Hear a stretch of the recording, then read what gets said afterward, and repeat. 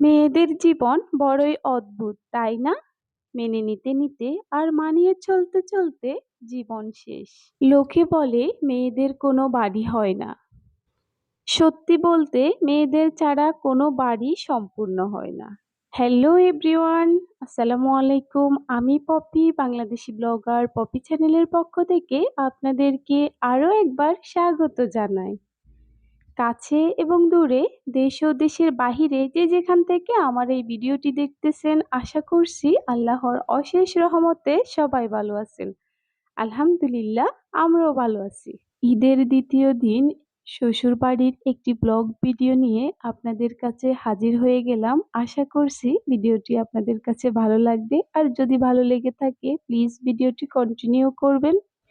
আমি মাটির চুলায় লার্কি দিয়ে রান্না করতেছি, আর অন্যদিকে তাবাসুমের আব্বু ওনার বাগানটাকে একটু পরিচর্যা করতেছে। এই বাগানটা হচ্ছে আমাদের একটি স্বপ্নের বাগান বলতে গেলে। আমাদের এই বাগানটা নিয়ে অনেক স্বপ্ন। হ্যাঁ, আল্লাহই জানে, জানি না কতটুকু করতে পারি। তো এইদিকে দেখুন, অনেকগুলো টমেটো গাছ লাগিয়েছে। খুব সুন্দর সুন্দর টমেটো ধরছে এবং একদমই ফ্রেশ, তরতাজা, ফরমালিন মুক্ত। নিজের হাতে গাছ লাগিয়ে এই রকম টমেটো গাছ থেকে চিড়ে খাওয়া এবং রান্না করার অনুভূতিটাই কিন্তু অন্যরকম। এখানে তো আরো অনেক টমেটো ছিল, ওইগুলা পেকে গেছে এবং আমার শ্বশুর অনেকগুলো হচ্ছে বাসায় নিয়েছে, তো আমি এগুলোকে ফ্রিজে সংরক্ষণ করেও রেখেছি। এই তো, এই দিকে দেখুন, পেঁপে গাছগুলোর যত্ন নিতেছে তাবাসুমের আব্বু।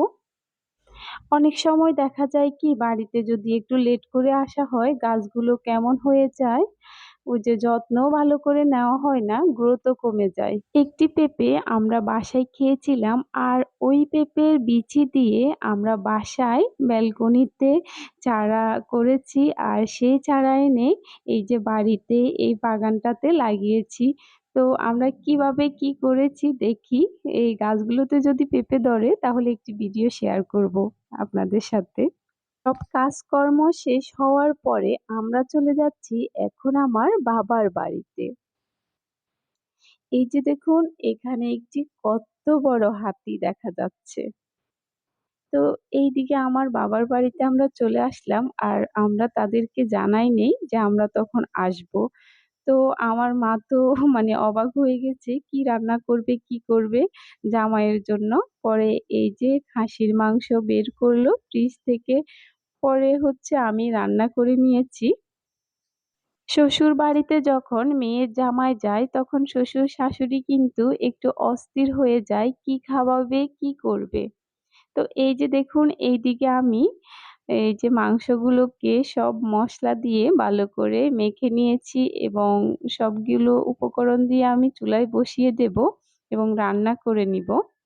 মাংসগুলো রান্না বান্নার পরে আমরা রাত্রে খেয়ে নিয়েছি, আর সকালবেলা আমরা এখানে খোলাজা পিঠা বানিয়ে এই মাংস দিয়ে তাবাসসুম এবং তাবাসসুমের আব্বুকে দিয়েছি, তারা খাচ্ছে। আমার থেকে তো এই খোলাজা পিঠা আর মাংস বেশ ভালোই লাগে, আমি অনেক পছন্দ করি। নোয়াখালীর এই ঐতিহ্যবাহী খোলাজা পিঠা মাংস দিয়ে খাওয়ার টেস্টটাই কিন্তু আলাদা।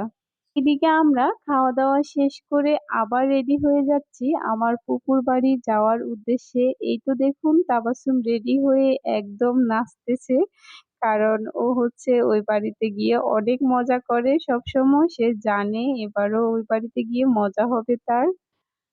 তো এই খুশিতে সে দেখুন কি করতেছে। এইদিকে আমার ফুফাতো ভাই আসতেছে আমাদেরকে নেওয়ার জন্য, তো আমরা এই জন্যই অপেক্ষা করতেছি।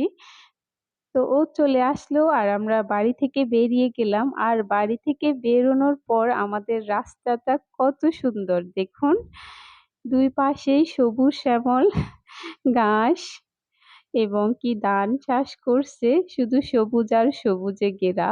আমাদের রোডটা দেখুন, অনেক সুন্দর তাই না? এই তো, এইদিকে আয়মান ঘুরতে বের হয়েছে, এজন্য ও খুব খুশি। ও হচ্ছে সবকিছু শুধু তাকিয়ে তাকিয়ে দেখতেছে। তো আমরা ইতিমধ্যে আমার ফুপুর বাড়িতে পৌঁছিয়ে গেছি।